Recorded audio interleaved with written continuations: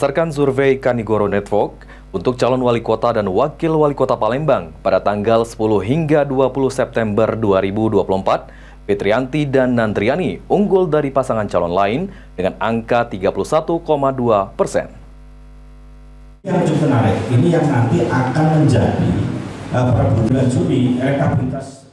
Pasangan calon wali kota dan wakil wali kota Palembang nomor urut 1, Fitri Nandri, unggul sebesar 31,2%. Unggul dari dua pasangan calon lainnya. Hal itu berdasarkan survei dari Kanigoro Network. Usai pasangan Ratu Dewa Prima Salam menduduki peringkat teratas, pada survei elektabilitas calon wali kota dan wakil wali kota Palembang akan tetap berdasarkan survei Kanigoro Network yang dilakukan pada tanggal 10 hingga 20 September 2024. Fitri Nandri unggul di angka 31,2%. Disusul Ratu Dewa Prima Salam di angka 26,4% dan Yuda Bahar 8,7%. Sementara responden yang belum menentukan pilihan sebesar 33,7%. Ini memperlihatkan persaingan politik pun kian menghangat, adu personal branding pun kian nyata.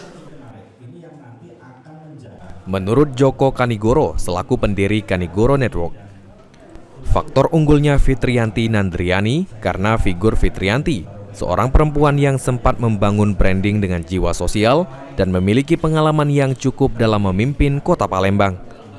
Sedangkan Nandriani Oktarina dinilai mewakili anak muda yang bergender perempuan dan memiliki kemampuan sebagai pemimpin muda di kota Palembang.